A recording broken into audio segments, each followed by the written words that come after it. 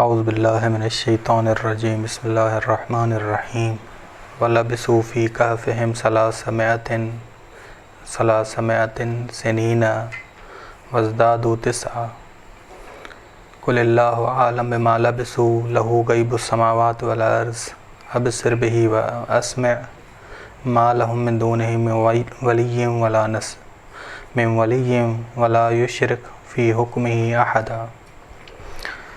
توفیق پروردگار سے سورہ کہف کی تفسیر جاری ہے کہ آیت نمبر 25 اور 26 کی تفسیر ہے کہ وَلَبِثُوا، اصحاب کہف غار میں 300 سال شمسی اعتبار سے اور قمری اعتبار سے 9 سال کا اضافہ ہوا، یعنی 309 سال ٹھہرے۔ شمسی اعتبار سے 300 سال اور قمری اعتبار سے 9 سال کا اضافہ ہوا۔ قُلِ اللَّهُ أَعْلَمُ بِمَا لَبِثُوا لَهُ غَيْبُ السَّمَاوَاتِ وَالْأَرْضِ، کہہ دو اللہ حقیقی طور پر جانتا ہے کہ کتنی مدت وہ ٹھہرے۔ تمام آسمانوں اور زمین کا علم غیب خداوند عالم کو ہی ہے۔ کیا عجیب ہے کہ وہ سب اشیاء کو دیکھتا ہے اور سب اشیاء کو سنتا ہے۔ بس ان کا اللہ کے سوا کوئی بھی مددگار نہیں، کوئی ولی نہیں، کوئی ناصر نہیں، نہ ہی وہ اپنے حکم میں کسی کو شریک کرتا ہے۔ وَلَا يُشْرِكُ فِي حُكْمِهِ أَحَدًا۔ تفسیر آیت نمبر 25 کی کہ وَلَبِثُوا فِي كَهْفِهِمْ 300 سِنِينَ وَازْدَادُوا تِسْعًا۔ اصحاب کہف شمسی اعتبار سے 300 سال غار میں ٹھہرے اور قمری اعتبار سے 309 سال ٹھہرے۔ بس 309 سال قمری اور 300 سال شمسی یہ معادل ہیں، یعنی 300 سال شمسی کے معادل ہیں 309 سال قمری۔ یہ خدا کا کلام ہے کہ اس سے پہلے لوگ اندازے لگا رہے تھے۔ خداوند عالم نے بتا دیا کہ شمسی اعتبار سے 300 سال اور قمری اعتبار سے 309 سال ٹھہرے، بس تم اپنے اندازے نہ لگاؤ، جو خدا کہہ رہا ہے وہی ٹھیک ہے، ٹھیک اسی کی حقیقت ہے۔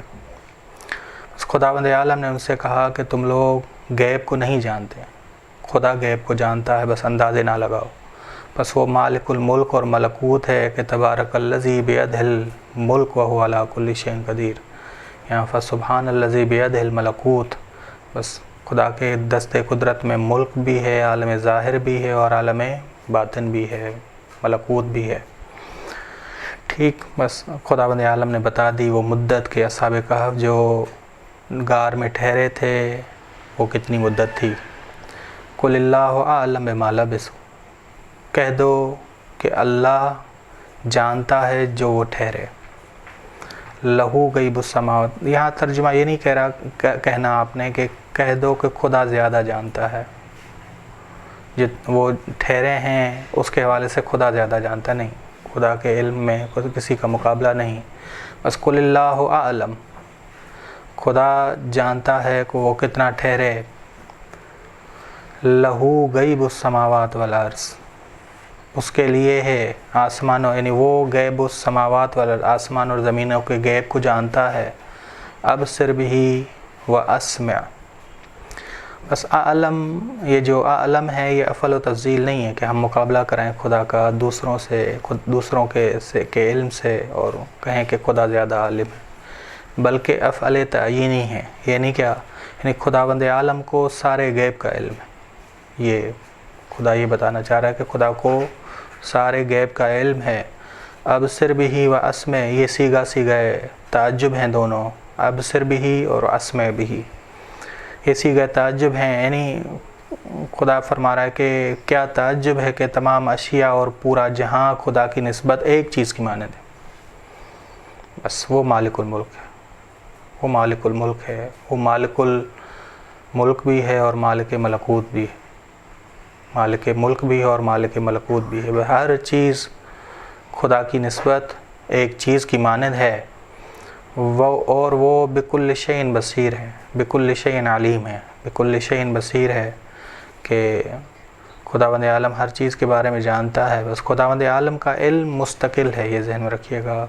باقیوں کا اگر انبیاء علیہ السلام اور ائمہ علیہ السلام کا علم ہے تو وہ خداوند عالم کی جانب سے ہے۔ دیگر جو بھی ہیں وہ عالم مستقل نہیں ہیں، خداوند عالم ہی مستقل عالم ہے کہ باقی سب نے کسی نہ کسی سے سیکھا ہے، انبیاء نے جیسے خدا سے سیکھا ہے۔ ما لہم من دونہ من ولی ولا یشرک فی حکمہ احدا، بس خدا کے علاوہ مستقل ولی کوئی نہیں ہے۔ ہاں اگر خدا کسی کو بناتا ہے، بس اگر انبیاء اور ائمہ علیہ السلام اولیاء ہیں تو وہ اذن الہی سے ہیں، اذن الہی سے۔ بس یہ جو کہا جا رہا ہے ما لہم من دونہ من ولی، نہیں ان کے لیے اس کے علاوہ کوئی ولی، ٹھیک، ان کے علاوہ یا اس کے علاوہ کوئی ولی۔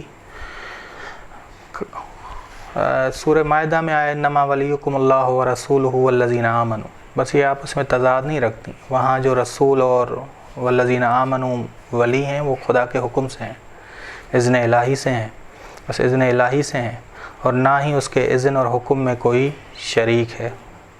بس خدا جسے چاہے اذن شفاعت دے، ایسا کوئی کسی کو حق نہیں ہے کہ خدا کے علاوہ کوئی اذن شفاعت دے، کسی کو حق نہیں ہے کہ خدا کے علاوہ کوئی کسی کو اذن شفاعت دے اور وہ شفاعت کر بھی سکے، ٹھیک۔ بس یہ آیت نمبر 25 اور 26 وَلَبِثُوا فِي كَهْفِهِمْ 300 سِنِينَ وَازْدَادُوا 9، کہ خداوند عالم نے بتا دیا کہ اندازے نہ لگاؤ، اصحاب کہف غار میں شمسی اعتبار سے 300 سال ٹھہرے اور قمری اعتبار سے 309 سال ٹھہرے۔